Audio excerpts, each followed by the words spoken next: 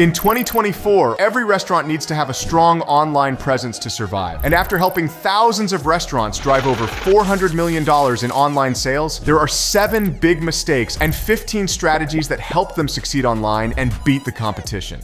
Let's start with the mistakes. Most restaurants fail within just 3 years of opening. And in working with thousands of restaurants over the past 6 years, I've noticed that there's 7 common online mistakes that cause restaurants to fail, which is why in this video, we're breaking down not only what those 7 mistakes are, but how you can avoid them in building your restaurant business. Starting with mistake number 1. Mistake number 1 is not optimizing your website to turn website visitors into new customers. There's a fancy term for this in the marketing world called conversion rate optimization, which is the practice of designing your restaurant around the guest's psychology, answering the questions they have as they're selecting a new restaurant to order from. And it turns out that there's a way that you can use the proven formula to turn a new website visitor into a new customer if you design your restaurant's website correctly. How do I know so many restaurants are screwing this up? Because I've seen the numbers, and I've seen that most restaurants' websites are converting website visitors into new customers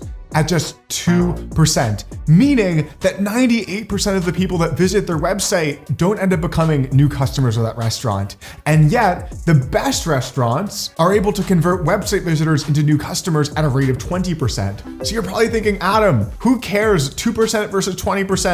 That is not just an 18% absolute difference. It's a 10 times difference, 1,000% improvement in the amount of new customers that your website's able to drive if you're able to nail this. Where I see this mistake happen is when restaurant owners spend a lot of money in fancy designers and fancy web developers just designing things from their mind based on what they think is going to look good without considering the psychology of the guest, asking themselves, if I were a guest and I were looking for a new pizzeria in Santa Monica, how could I design the perfect website to quickly answer that guest's questions to make sure that they choose my pizzeria? And the process for that is simple. The first question the guest would have after clicking into a website from Google's top results is, what are some of the most popular dishes on this restaurant's menu, to make sure that there's a match between what the guest is looking for and what they'd like and what the restaurant offers, which is why it's key to have a first section of your website, which gives people an intriguing description of your menu,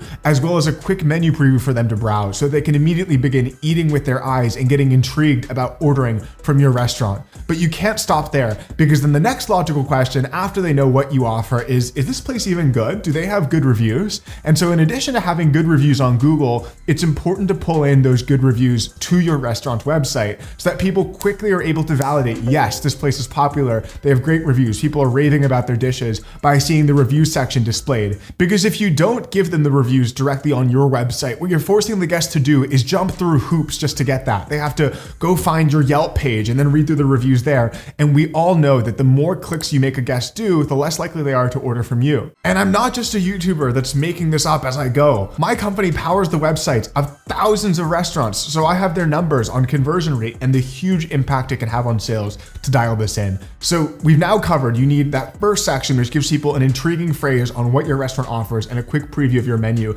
And then a second section, which quickly gives them that social proof in the form of reviews to validate that your restaurant is popular and loved. Number 3 is making sure your guests know the benefits of ordering directly from your website or your future mobile app rather than ordering from the delivery apps. And the reason for this is simple. Most guests have been conditioned to order from DoorDash or Uber Eats because they know that that's the most convenient way to order food. So in order to change that behavior and get them to order directly from you, you need to make it clear to them why it's better from their perspective. And that's where this third section of guest education comes in.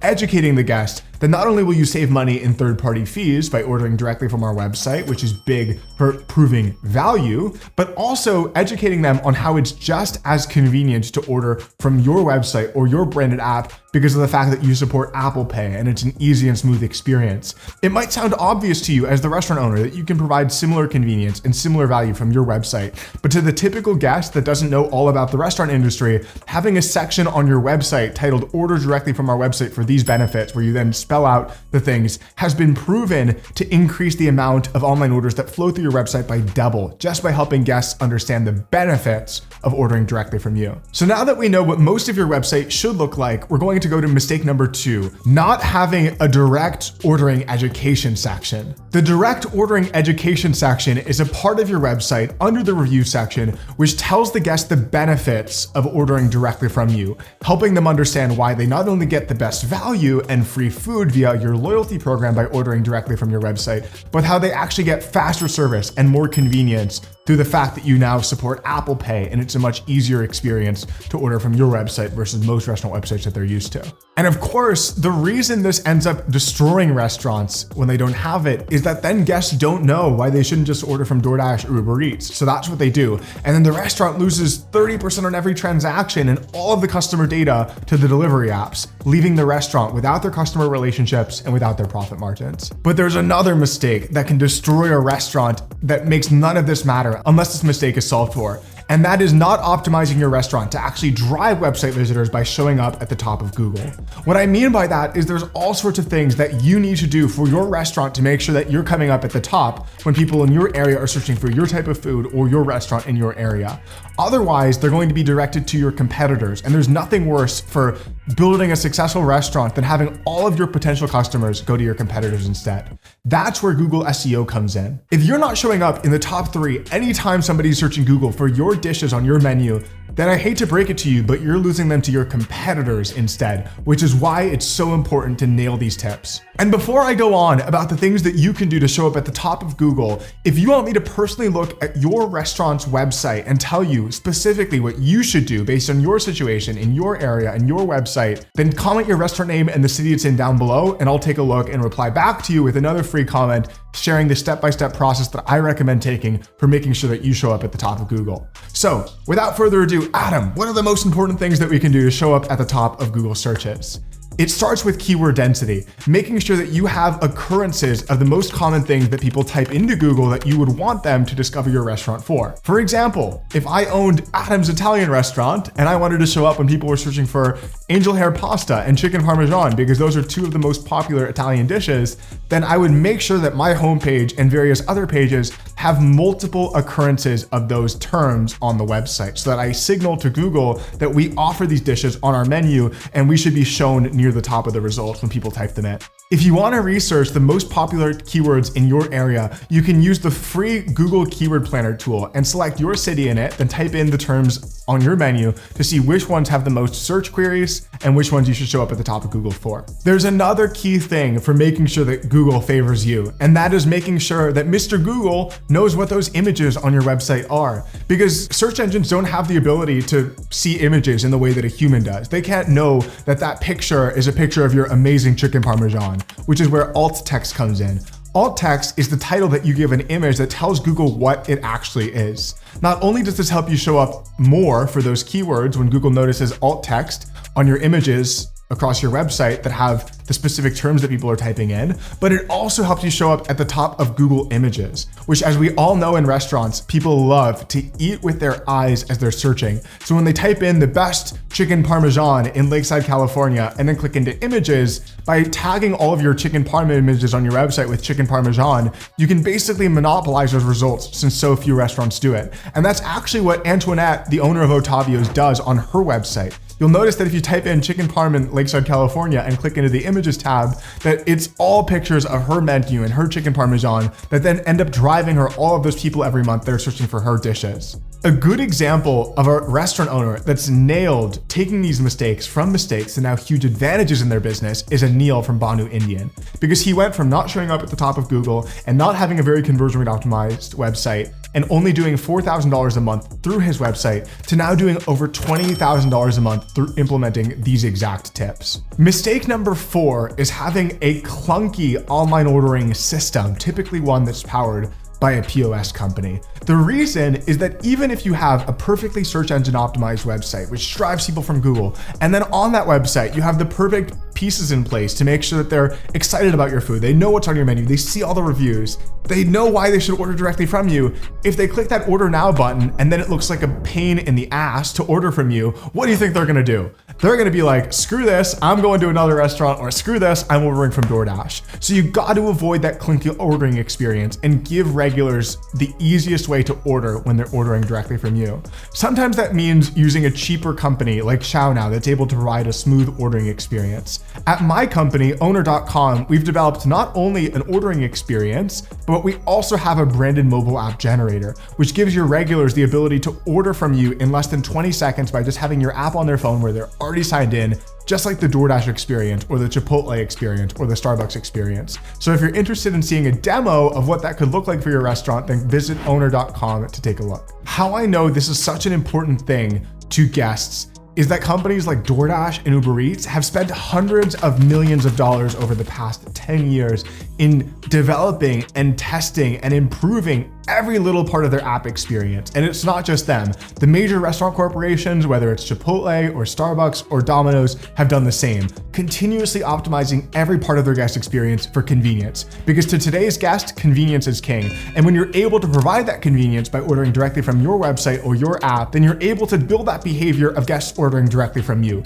which in turn saves you money in fees, saves that customer relationship, and earns you more raving fans as customers. So what creates a clunky guest experience, you might be wondering? It starts with having to sign in. Nobody likes having to remember a new password for every restaurant they order from. That's ridiculous. And yet, if you're like most restaurants today, your website immediately is like, what's your password, Adam? I don't know what my password is for your Italian restaurant. I'm just trying to get my food. So if you have an experience that's immediately prompting people to sign in, you should check yourself before you wreck yourself and fix that. The way you solve this problem is having an experience which has Apple Pay integrated at the top, or having a phone number that enables guests to type in their phone number and then get sent an authentication text so that there's not something that they have to remember and they can just breathe through it seamlessly. If you really want to put it to the test, you go find your nearest Gen Z person and you show them your online ordering experience and you're like, is this a good experience compared to what you're used to? The people in my generation are especially picky about this stuff. And I know it might be frustrating if you're not a technology person yourself, but you have to appeal to young people to succeed in today's market. And it turns out that it's not just young people that have this additional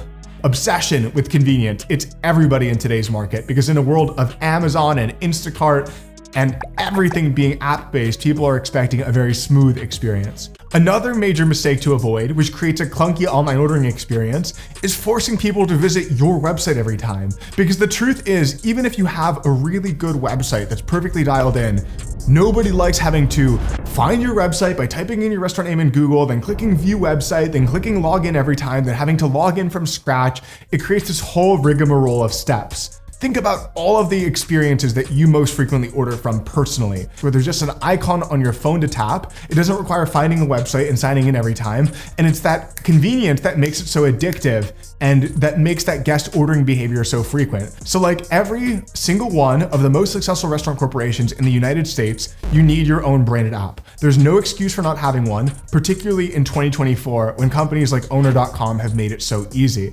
And I've heard the concern that if I have my own app, Adam, I'm only a single location restaurant. Nobody will download my app. The truth there is I used to think the same thing. I thought that for the first 4 years of building for restaurants. And I had this one customer, Antoinette, who every single week would call me and text me and be like, Adam, we need our own app. Every time I go into San Diego, it's so easy to order from the Starbucks app. And then I force people to visit my website, just trust me and build me my app. And I'm like, Antoinette, you don't understand. You have a single location, hole in the wall restaurant in a retirement community. Having your own app is not going to work here. And she's like, Adam, we need it. Just trust me. So after being harassed for a year, I caved into the harassment. I'm like, screw it. We're building Antoinette her app and seeing what happens. And you guys, it was magic. I was like jaw to the floor, shocked when I saw that within 30 days, Antoinette's app had reached over 50% of her customer base having it installed and was driving an extra $10,000 a month in orders for her hole-in-the-wall Italian restaurant with a single location. And what I realized in that moment was that having your own app isn't just for huge multi-location restaurant brands, it's for every restaurant, because it makes that regular reordering experience so much easier and more convenient to just have an icon on your home screen that you can tap and quickly reorder your favorites versus needing to go through this rigmarole of a process of ordering from a website. And the reason I bring up that Antoinette story is her customers in Lakeside, California are not spring chickens. They are old retirement home people. Literally, she's like on top of a retirement retirement home. Most of her customers are between the ages of 65 and 80 years old. And she tells me that they walk into her dining room and they proudly show her the Otavio's app. And they're like, Antoinette, I finally installed your app and it's awesome. And if it's working for the retirement people in Lakeside, California, it's gonna work for your customer base too. You've gotta try it. So that brings us to mistake number 5. Which, if you've ever ordered food online, you'll know how annoying it is when restaurants don't have this. Driver tracking. We all need to know when we've ordered delivery where that delivery is, because it is such a pain to have to call in the restaurant and be like, hey, what's the status of my delivery order when it's running late, versus just having a map where you can see the driver in relation to your house. And yet, most restaurant ordering experiences don't provide this driver tracking, which is why that online mistake is so deadly, because it's such a key part of the guest experience. And if you don't offer it directly, it's going to lead people to order from the DoorDash Uber Eats app every single time instead of your website and cost you those crazy commissions. What's interesting about driver tracking is that you don't need to have the perfect on-time delivery from the exact time you quoted. That is important to guests, having their expectations met. But the beauty of driver tracking is that it's constantly setting expectations with that guest in real time about where the food is going to be there. So if there's a delay, there's no need for them to have to call a restaurant to find out about it. They just see it reflected in that driver tracking app as the driver's time gets updated in real time and they remain in the same place. They have a clear, transparent look at the process, and that makes them much more calm and relaxed in the process of getting the food delivery versus needing to constantly wonder where the hell is the food and call the restaurant and harass the manager. And how can you know if something's worth doing? Just look at all of the leaders in the restaurant world that are specifically succeeding with this online trend. They all have this built into their apps, so there's not an excuse for not having it in your online ordering system. Not only is it a better experience, clearly as a guest, if you've ever ordered food online, but it's also the common trend among all of the winners as the world goes online. Okay, so we've now discussed all of these different online pieces that you can fix in order to create a magical online experience that not only prevents your restaurant from failing and drives additional sales. And yet there's another mistake that isn't entirely online, but that so many restaurants make that just make that guest experience lame as hell. And that is mistake number 6, having bad takeout packaging. When I spend money to order takeout from a restaurant and it shows up like a pair of dirty socks and a nasty laundry bag, it is gross. I am not excited to receive that food. You invest so much money within your dining room to give guests a sense of hospitality and love with your servers and the dining room experience and the table. So there's no reason why you should be using a 5-cent takeout bag that looks like shoddy plastic versus having your own branded packaging that extends that sense of hospitality and love to your guests regardless of where they're consuming your food. So invest, like all of the major restaurant brands have invested, into creating great takeout packaging that validates guest decisions to order from you, that makes them excited as they're receiving your food and getting ready to eat it because of how it looks like so much love and care was put into the preparation. Think about Apple, the brand that has created the most cult-like customer relationships on planet Earth. How do their products feel to unpackage? It feels like you're receiving a magical present where every little piece is nicely put together. And I'm not expecting you to spend millions of dollars in packaging engineering like Apple does, but I am expecting you to make it feel a bit better than as though somebody just shoved your food into a shoddy plastic bag from a laundromat and said, here's the food, I hope you enjoy it. It was made with love. There's a really sneaky thing that you can do with your packaging to further bring back tip number 2 on educating guests about why to order directly from your restaurant. And that is using the packaging to tell the guests the benefit of ordering directly from you. You'll notice that Sweetgreen does this really well, that True Food Kitchen actually puts a little flyer in the to-go bags that educates guests about why to order from their website. And so many of the other most successful restaurant brands do it. I recommend doing it in your restaurant as well. So your customers are happy now. They're eating your food in your beautifully designed packaging, which they ordered from your beautifully designed website or your beautifully designed app. What's the final mistake that can make everything break down unless you nail it? And that is not having a great online reputation strategy. Meaning that if you're getting 1-star reviews, regardless of how unfair they might be, if that crazy Karen went off because there was a car parked in front of your restaurant that inconvenienced her or whatever else might have happened, you need a strategy for diffusing those negative reviews and making sure that you make things right with unhappy guests. So that means constantly monitoring Yelp and Google for any negative reviews that are received, and then reaching out to guests immediately after they post those negative reviews to apologize for their experience, to take responsibility, and to ask them to take those reviews down. Because if So in order to prevent that, you both have to diffuse negative reviews, and when guests are having a great experience, you've got to ask them to post about that experience online on Google. You can do this in an automated fashion, or you can actually ask the guests manually. If you do this right, the reviews create a positive feedback loop where every positive review leads to new customers, and those new customers lead to more positive reviews, and so forth, until you're the top rated restaurant of your type in your area, and guests have no doubt that you're the best at what you do because the online reviews prove it. And let me be clear, even if you're a perfect restaurant operator, you're gonna get some crazy bad reviews. But those bad reviews are both an opportunity to get feedback on things you can improve, because sometimes they're rated in at least some truth, and to show guests how you treat people that have negative experiences, because people watch on those negative reviews for the response that the restaurant owner has. And if it's a response that's blaming the guest, even if it's a completely unfair, biased review, then it doesn't give a good impression to other future guests. But if it's apologizing and saying how unusual that is, but taking responsibility and offering to make things right, guests see that and they trust you more as a restaurant owner to deliver them a great experience, because they see what happens when people are unhappy with you. You make things right. Now let's go even deeper on Google SEO, as it's the most powerful customer acquisition channel for restaurants. We'll cover 7 specific strategies that will help you rank at the top of Google in 2024, including how you can use AI to do it automatically. In this video, I'm going to teach you how to make your restaurant show up at the top of Google in 2024 without having to spend money on ads. First, I'm going to show you the real numbers behind a restaurant that's been doing this now for the past 4 years, and how they've used it to go from 1 location to 12 locations. Then, I'm going to explain why SEO is so powerful for restaurants, and the surprising reason why it's proven to be a better use of your time than social media. Then finally, I'm going to give you the 7 best strategies that you can use right away to unlock the source of new customers for your restaurant. So let's dive right into it. I want to introduce you to my friend Mo, the owner of Talkin' Tacos in Florida, who's used Google SEO to drive over $750,000 in sales for him over the past 4 years. It's become his top source of new customers. When I first met Mo back in 2021, he had just expanded his food truck to his first brick and mortar location. His restaurant was busy right away, but he had a problem.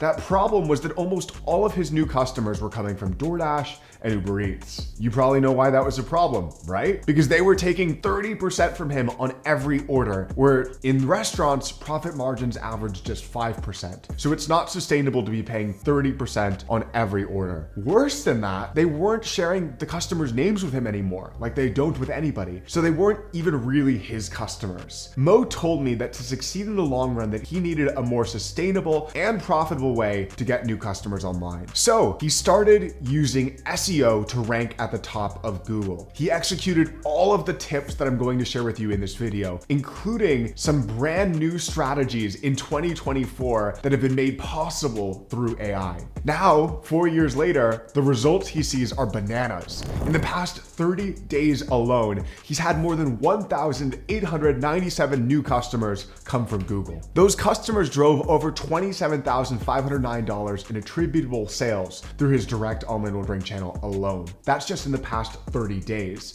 Imagine how much those new customers spend over a year. The reason I know all of these numbers is because Mo's been using our platform at Owner.com to power his website, do his SEO, and measure his marketing. You might be thinking, Adam, I've heard social media is the best way to grow a restaurant. TikTok is so big right now. Why would I focus on old school Google SEO over that? Because in working with thousands of restaurants over the past 6 years, I've seen that SEO has 3 really important things going for it in marketing a restaurant that strategies like social media marketing don't. The first thing is that people are ready to buy. When somebody searches Google for a restaurant term, like best tacos in Miramar, Florida, they're already ready to order from a restaurant. So now it's more just a matter of deciding which restaurant they select. Driving an order from that customer who's already ready to buy is as easy as showing up at the top of what they're searching, because you don't have to to convince them to buy. If you compare this to what somebody's doing when they're on Instagram or TikTok, they aren't there to order from a restaurant. That's the other problem with social media. It's global in nature, meaning your food pictures get shown to accounts all across the world. And to drive restaurant sales, you need to target people within 10 miles of your restaurant. These are the reasons why social media is a horrible way to get new customers versus Google SEO. The second reason why Google SEO is the best way for restaurants to get new customers is that there's already thousands of people in every city searching Google every month for food. In fact, more people still search for restaurants on Google than Yelp, DoorDash, and Uber Eats combined, because people are so used to searching Google for everything. The third reason Google SEO is the single best way for restaurants to get customers is that most restaurants, even today, are doing SEO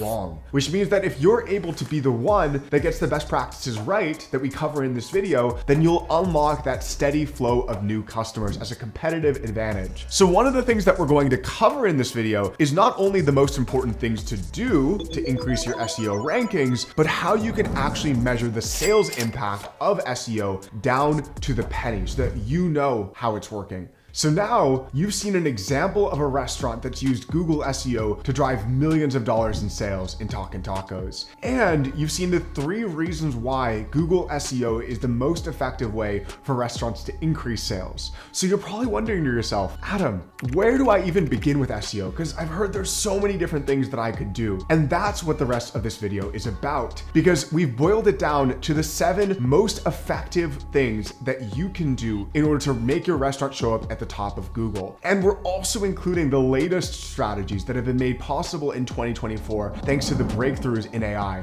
that I've learned now in over the past 6.5 years working with thousands of restaurants and seeing the numbers behind their sales growth literally every day. So let's dive right into it. Starting with strategy number 1, figuring out what phrases would be most valuable to rank for. The beginning of optimizing a restaurant for Google is figuring out what keywords would be most valuable to rank for at the top of Google. In the SEO world, this is called keyword research. A keyword is the phrase that gets typed into Google for a Google search, like best tacos in Miramar, Florida. There's 2 types of keywords that we need to plan for: our primary keyword and our secondary keyword. Our primary keyword is the type of restaurant that we are and the city that we're in. For example, I recently helped Antoinette, the owner of Ottavio's Italian restaurant, with her SEO. And her primary keyword is Italian restaurant in Lakeside, California, the type of restaurant she's in and her city. She also wanted to rank for a secondary keyword, her pasta, because that's the most common type of dish on her menu. To find out your top keywords, you can use free tools online, like Google's Keyword Planner tool, to figure this out based on your restaurant type and your city. To make life easier for you, I've done research on all of the most common restaurant types and the best primary and secondary keywords to optimize for on each. I'll put them up on screen right now. These keywords that we're recommending are based on the numbers that we've seen across thousands of restaurants in the United States. If you have a different restaurant type and you want us to do this research for you, you can comment your restaurant name down below and we'll give you the top keywords to optimize for your type based on your restaurant name and the city that it's in. Then, once we've got the best primary and secondary keywords figured out, it's time to place them in the meta title and H1 tag of the website. That may sound like mumbo jumbo to you, but in 2024, it's usually super easy to do even if you're not a coder. And it's important to do because Google uses the H1 tag and meta title to quickly understand what keywords your restaurant is most relevant for. So if you can strategically place your primary and secondary keywords in the H1 tag and meta title, you're telling Google that when people type this in, my website is specifically designed to be relevant to this type of search. A common mistake I see that ruins Google SEO is when restaurants have an important announcement to make. Like they say they're now hiring for their line cook position, or they've got a special promotion coming up for the Super Bowl, and they put that at the top of their website, not realizing that the top of the website is the H1 tag that gets assigned, and they're signaling to Google that their website is about the fact that they're now hiring a line cook, or that there's a Super Bowl promotion, and it suppresses their ability to rank for these most valuable keywords. That's what the H1 tag is. It's the first big text on your page that Google uses to understand what this website is even about. While your meta title is very similar, but instead of being the first big text on your page, it's the text that you tell Google to display as the headline in that blue text on the Google search results. So now you've got your primary and secondary keywords represented in the most important text on your website.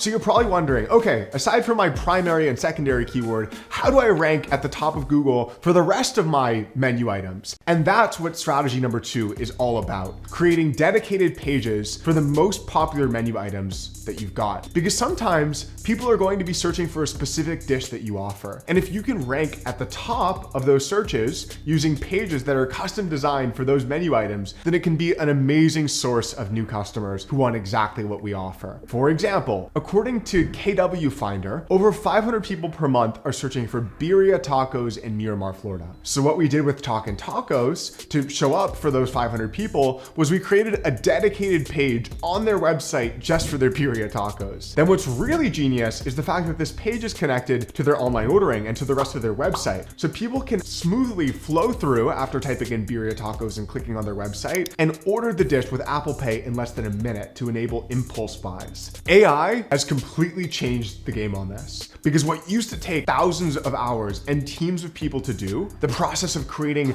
custom, well-written pages for dozens of your menu items can now be generated automatically in a matter of seconds using the latest in AI. That's what Mo from Talkin' Tacos does. And he does it automatically using the platform that we've built at Owner.com, where it learns all of his menu items and then it uses AI to generate pages to rank for every related keyword that is related to those menu items. Even if you don't have access to the latest AI tools, you can do this manually with any website builder for your most popular dishes. Very few restaurants do this. So when your restaurant does, there's almost no competition for showing up at the top of Google. And this is just one of the new restaurant SEO strategies we're going to cover in this video that uses recent breakthroughs in AI. Before we get to the others, if you found this video helpful so far, then click that subscribe button to make sure you never miss out on the videos I make about the most important strategies working today to grow restaurants and the real results of the thousands of restaurants that have used them. That brings us to strategy number 3, making every page connect with where guests are. I don't mean where guests physically are, I mean in their buying process. The better we can connect with where they are in their buying journey, the longer people will spend on your website. And not only is that a major ranking factor in Google's eyes, but it also means more sales, SEO aside, because when you've designed the website around the customer's buyer psychology, it ends up leading to higher conversions and more people actually ordering food from you. To start on this, it's helpful to put yourself in your guest's shoes. In seeing the numbers behind thousands of restaurants now, I've found that there's 3 major factors that go into that decision of which restaurant to order from. First, people ask themselves, is this restaurant's food good and reliable? And can I actually trust this restaurant? Is it popular? That's where online reviews come in. According to studies, 70% of people placing online orders reference online reviews to make their buying decisions. So now that the guest has confirmed that your restaurant is popular and has happy customers and is reliable with good food, the next question they're asking themselves is, how is this restaurant different from other local options? That's where telling your restaurant's story comes in. People love to know what makes your restaurant special before they make that buying decision. An example of a restaurant that I've seen do this perfectly is Banu Indian Cuisine in San Gabriel, California.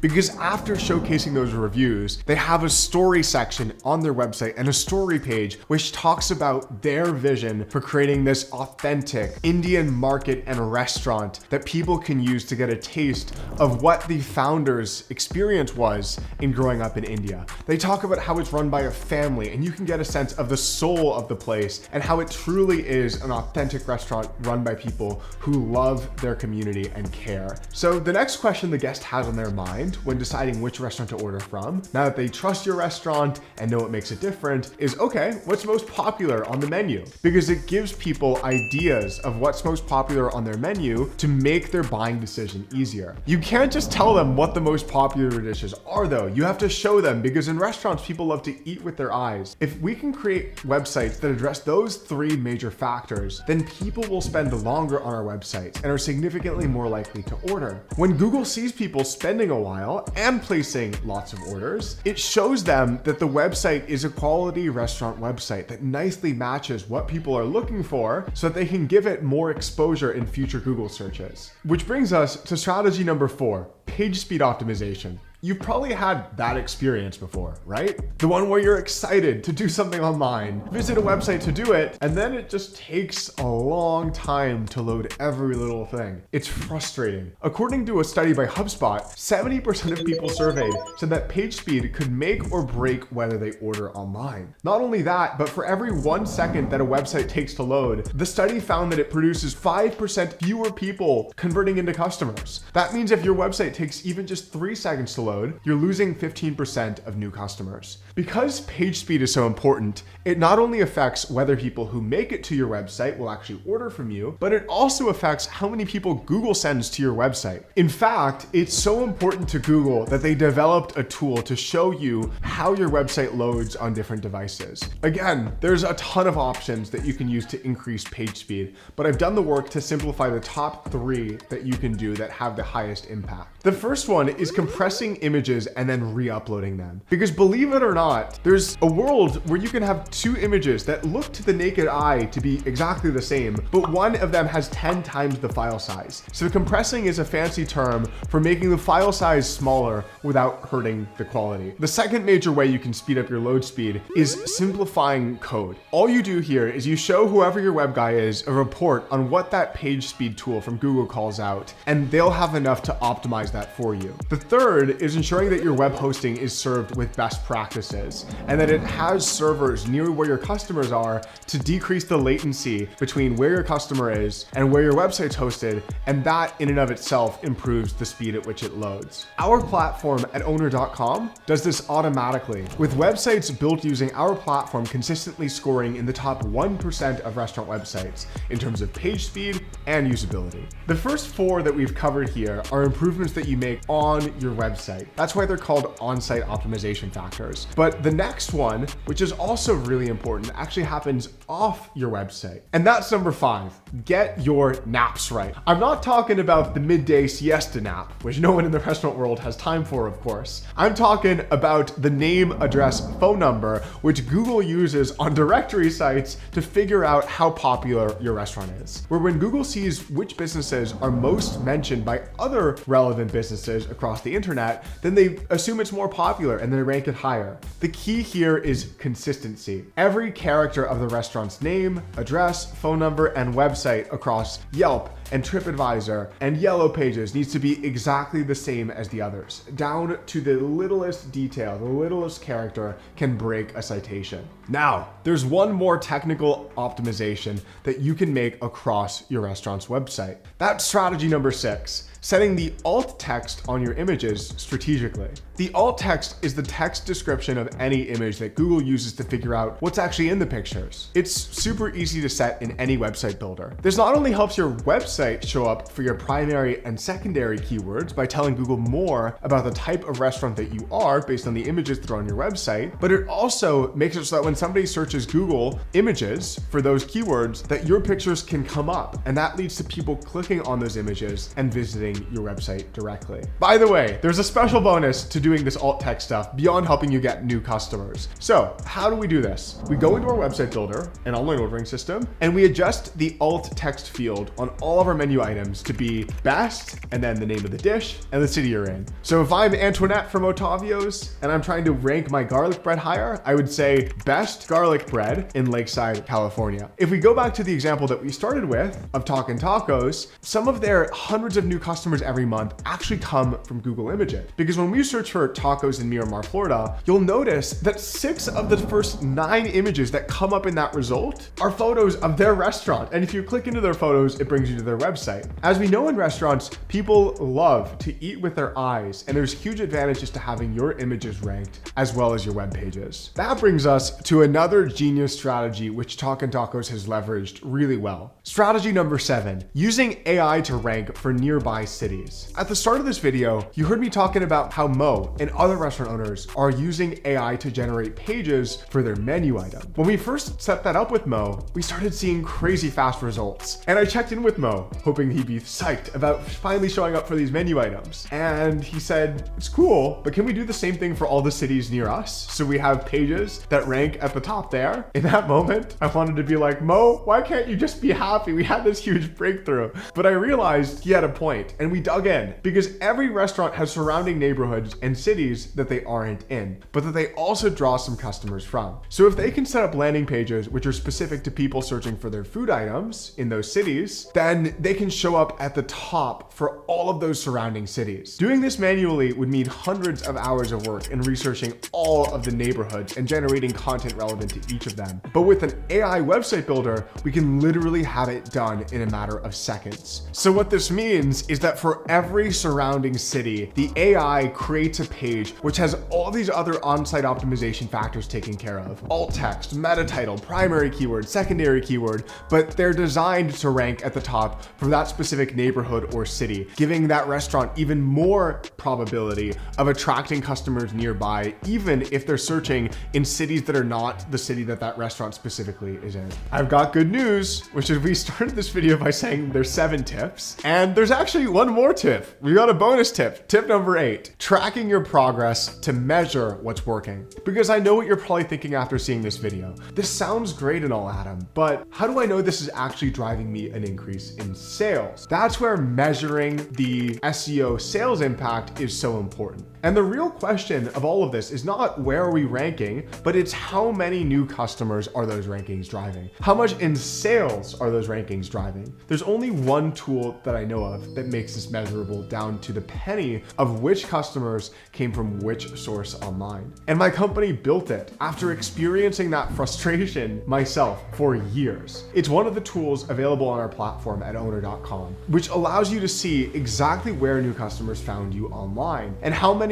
of your new customers came from each source and how much in sales each source drove you. Everything that we've covered in this video, from the Google on-site optimization to the brand new AI features, are automated as part of the platform. So they enable you to get it all done for you without having to spend the hundreds of hours manually to set those things up. If that sounds of interest, then go to Owner.com and book a demo to see how Owner can help you increase your sales. Anyway, if you want a free SEO report, then comment your restaurant name and the city it's in down below. I will go through and research your restaurant and comment back with some tips based on what keywords you're ranking for and not ranking for. Up next, these are 3 strategies on how to optimize your Google Business Profile, which is the most underrated restaurant marketing channel that can help you stand out against your local competition. In this video, we're going to cover how to set up and optimize a restaurant's Google Business Profile for maximum exposure. There's 3 parts to it that we'll cover in under 10 minutes. So let's dive right into it.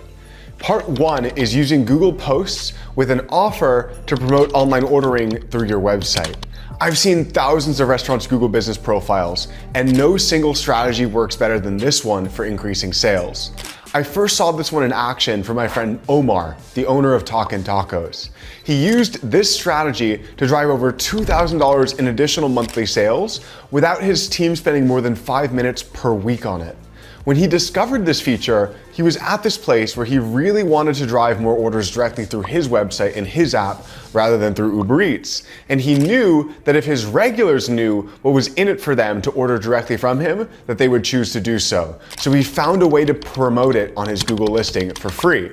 And this is how. Using Google Business Updates and Google Business Offers, he put a text on his list saying, save 20% on your first order on our website or app using code VIP20. See why all of our regulars order direct. Coupon is automatically applied when you click below, valid through end of month for pickup and delivery. And as you can see here on screen, he had an image that said exactly the same thing.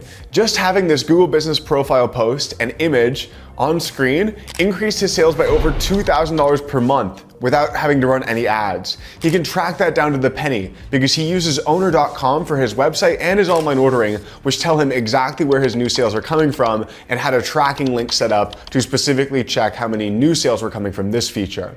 But because it's a new feature, Google is really promoting it. So not only does it show up all over Google when you do a Google business post or offer, but it actually increases the search exposure of restaurants using it, since it shows Google that the business is actively being optimized. That means more exposure as well as more awareness of whatever your promotion is. As you can imagine, this is also a great way to promote specials or upcoming events or new menu items. So if number 1 is using Google Posts and offers, what is number 2, Adam? I'm so glad you asked. But before we get to number 2, if you're looking to learn more on growing a restaurant business online, then click that subscribe button down below, because every month I post a few new videos on what is working today to grow a restaurant, and being subscribed means that you'll never miss out on the latest strategies. So back to number 2. Number 2 is using the Q&A section strategically. My friend Timmery, the owner of Doodah Diner, uses this feature to massively increase her sales. When you Google diner in Wichita, Kansas, her restaurant shows up at the very top, and her activity on the Q&A section is a huge part of why she does. She initially did it just to try and help her customers, not realizing the marketing benefit that she was creating for her business. But then the increase in Google exposure spoke for itself. The Q&A section is key on Google business profiles for 3 reasons. First, it increases the amount of people who click into your website because it addresses concerns that guests might have about selecting your restaurant, like, does this restaurant offer vegan options? Or what's the best place to park? Or do you guys have good Wi-Fi? And then number 2 is it increases the rankings on Google to have a properly filled out Q&A section. Because when people are searching for questions like, does Adam's restaurant offer gluten-free options? Or what restaurants nearby have gluten-free options? Google now has good answers to give them that include your restaurant. And most importantly, it decreases the amount of phone calls your staff have to get for ridiculous, silly questions where we find ourselves answering the same questions over and over 50 times on the same day. So it saves that labor cost, it saves that headache, it avoids us having to answer so many basic questions on the phone every day, and it turns out that there's another way to use these attributes. And that is tip number 3, using the attributes feature to show off and differentiate on Google. Google recently launched the attributes feature for business profiles, which are like categories you can select that apply to your business so that you show up in those categories. I saw with my mom's business that when she tagged it with attributes like women owned and free parking on Google, that she saw her Google exposure increase by literally thousands of impressions per month. She's consistently getting over 30 new customers every month from Google for free, and attributes are a huge part of that. It turns out that a lot of people are searching for businesses nearby that might be women owned or veteran owned or have free parking or have gluten-free options or all of the other attributes that Google lets you mark your restaurant as explicitly now. This one is super easy to action on because you basically just go into the Google Business Profile Manager and you make sure everything is filled out. That's all.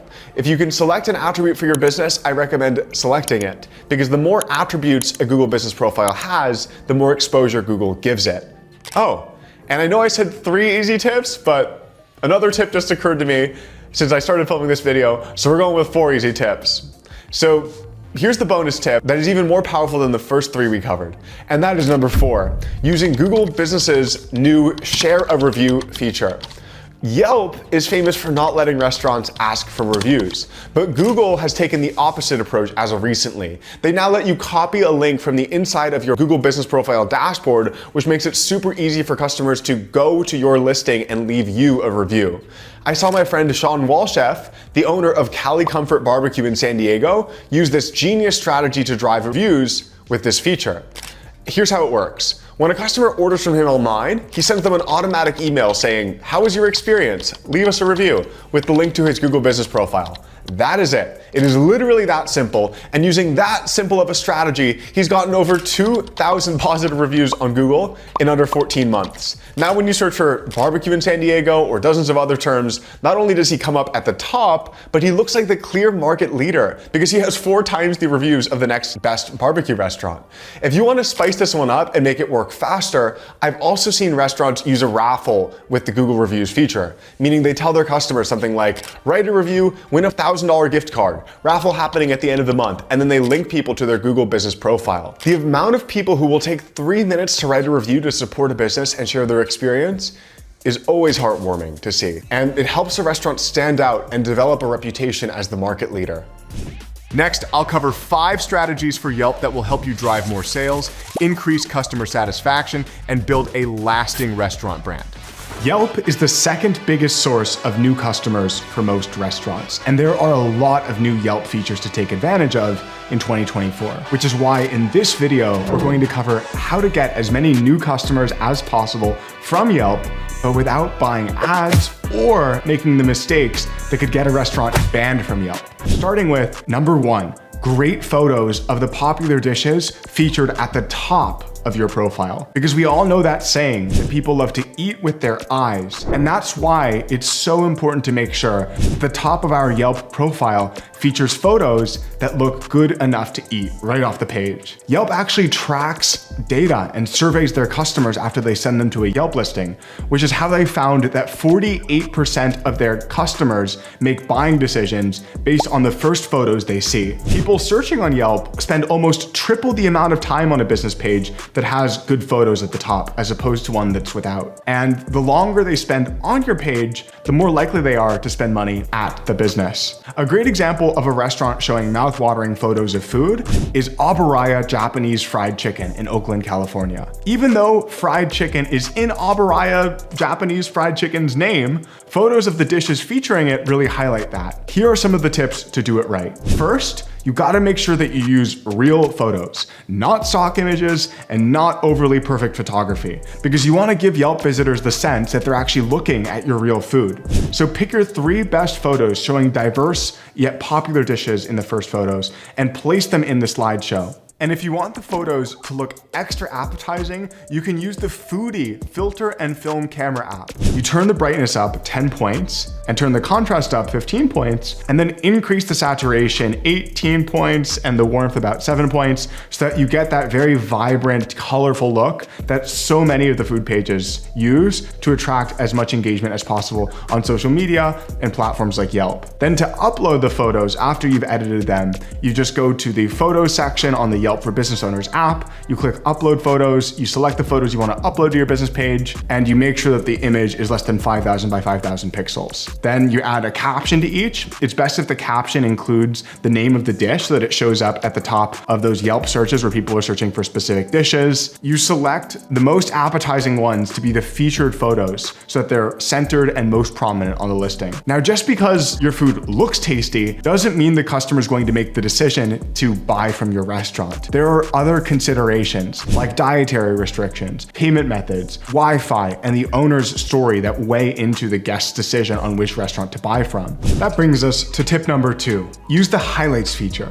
Imagine a restaurant customer named Sally living in New York City. Sally is super hungry and she's craving Mediterranean food, but she doesn't want to dress up, so she wants a casual experience, not one of those fancy places that'll turn her away for her open-toed sandals, because there's quite a lot of those places in New York. She has to catch up on some work emails, wants some free Wi-Fi, and Sally, to make things even more complicated, is kind of a health nut. So she wants healthy options and gluten-free. What she does is she types all these things into Yelp, into their search feature. And what do you know? She sees this restaurant that has all of those things as highlights. And it turns out that it's an actual restaurant named Grill Point in New York City. They've used those highlights to clearly show the standout parts of their business so that anybody that is quickly looking for something to eat can make those fast buying decisions based on their most popular dishes and featured highlights. And look at that, they're also using our first tip. They have great photos of their most popular dishes, which is why they're getting so many new customers from Yelp every month. We know that because they're also using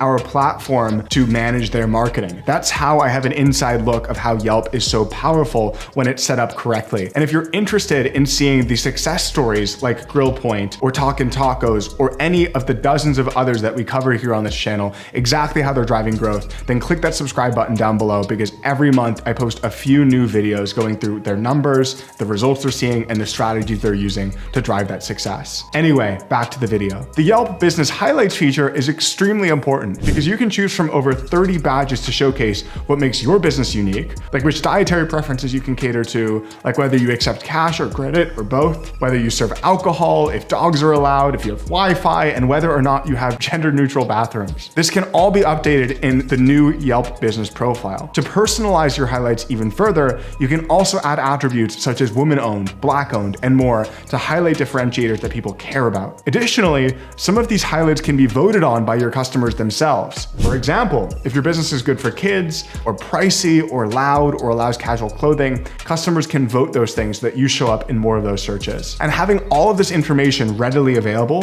could help customers make those dining decisions more quickly. To set up this new business highlights feature on your Yelp page, you follow these steps. Step 1, you log into your Yelp for Business. Step 2, you find the business highlights, which on the app is going to be on the More tab across the bottom, and on desktop is going to be on the left side menu. Then you tap Set Up Business Highlights, and you select the 2 to 6 highlights that are going to be the biggest difference makers to the typical customer. You want to choose them in the order of importance to be featured. Then you click Save. Now, highlights that share valuable information are nice, but ultimately, we don't just want people to admire our features from afar while looking at our Yelp profile, right? We want them to take action and actually become customers, which is where tip number 3 comes in. Setting up a Yelp call to action so that when customers visit your Yelp profile and start to become interested in buying your food, they know what that next step is to become customers. Should they drop by in person? Should they make a reservation? Or should they place an online order? That is the question that you answer with the call to action feature. Adding call to action buttons on your Yelp business profile enables you to write custom text and use an action button to help turn those Yelp users into paying customers for your restaurant. Yelp business pages with a call to action button deliver an average of 33% more user views and 38% more new customers. Thai Canteen in Sacramento, California is the perfect example because they feature both delivery and takeout calls to action on their Yelp profile and have a link directly to their website, which drives more orders, but more importantly, more direct orders. Anyone who visits your Yelp profile on either a computer or their phone won't have to wonder about whether to book a reservation or place an order for takeout after they've fallen in love with your restaurant. The guesswork is taken away, they don't have to think, and yet many restaurants don't utilize this feature because it's brand new. So adding that call to action makes that next step clear and can ultimately drive more business to you. To set up calls to action on your Yelp page, you follow these steps. Step 1, you log into your Yelp for Business. Step 2, you find the call to action setting. On the Yelp for Business app, it'll be on the More at the bottom of the screen, which is on mobile, and then under the Promote section, you can select from the recommended options or create your own. Then you choose where to send customers, either to your website or to call your business directly. Optionally, you can schedule an end date if you want your call to action to run for a limited time. This is really good for driving promotions. So let's imagine that you've done quite a bit of these things right. Your profile is now set up and optimized. Your food looks very, very good. And your Yelp profile has a clear next step for people to take. But mistakes happen, right? Maybe your top cook leaves the burner on a little too long and those blackened chicken thighs got a little too charred. And your customer then gives you a bad review. You happen to serve those charred legs to a total Karen.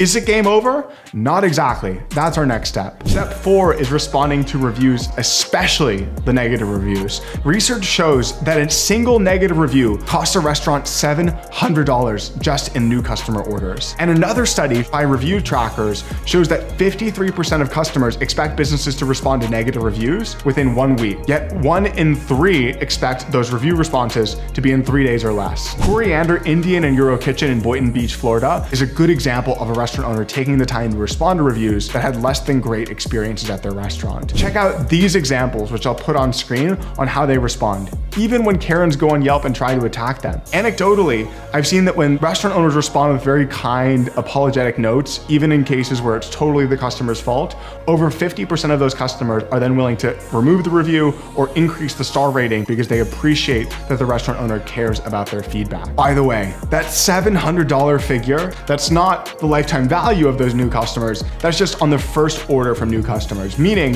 that the typical review is costing the typical restaurant over 14 new customers at $50 a pop. Then if you multiply them out by, say, 10 visits a customer, it's $7,000 in lost sales per year from a single negative review. It's pretty scary that a single 100-word review on Yelp could destroy thousands of dollars in value for your business. But it doesn't have to be that way. So let's walk through a few of the examples from Coriander to see how they respond and how you can do the same. As you can see, when they get a negative review, they've created an easy formula for the response, where they start by thanking the reviewer for providing feedback about their experience. And then they highlight a specific detail from that negative review, like the customer's name or the experience that they described having. Sometimes they'll acknowledge that it's an issue that they're working on fixing, or that they're disappointed that the customer had that experience and working on making it right. Addressing those concerns and taking responsibility if needed, as well as sharing their business philosophy. Sharing their business philosophy is important because it communicates to the outside world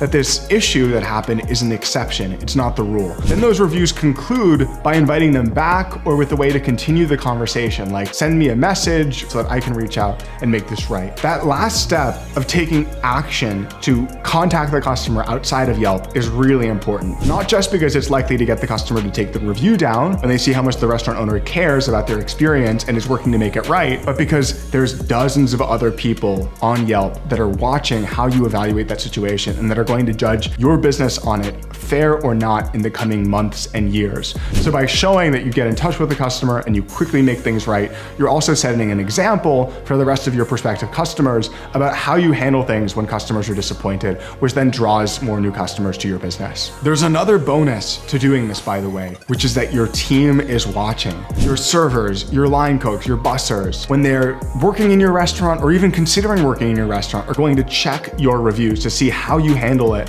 when customer experiences go wrong. And you are setting the example as the owner on the tone to take. So now I want you to imagine that your restaurant has a huge promo going on. Maybe it's the 10th anniversary of your restaurant's opening, for example. And it would be a shame if the thousands of people that discover your restaurant every month don't know about that promotion, which is what tip number 5 is for. Tip number 5 is Yelp Business Updates. Because on Yelp, you can use the Business Updates feature to show prominent promotions to visitors of your profile. Those promotions get featured directly under the restaurant's main info. A great example of this is what Via Mia Pizza in Morgan Hill, California is doing, because they're not only offering discounts in their updates, which drive new orders, but their promotions also include images of their delicious looking pizza pies. So they're squeezing in more pictures to that part of a profile that people can see without even scrolling, and that drives more new customers over time. The promotion plus the photo also helps sway new customers that might be on the fence, while being a welcome surprise for those returning that are looking for other menu items to try. Updates can include things like, we now have expanded hours, or now offering free delivery, or order through our website to get 20% off your first order. People love novelty, they love savings, and they love being rewarded. So when you put all of those things in updates, it makes the restaurant seem active and well managed and helps drive visitor behavior. Now, you might be wondering, are these promotions and discounts going to hurt my restaurant, or lose me money,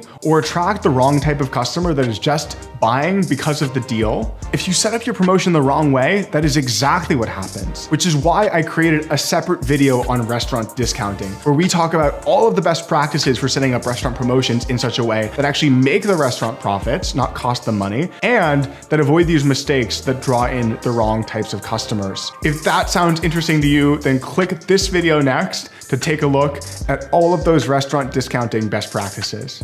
Take care and hope to see you around this channel soon.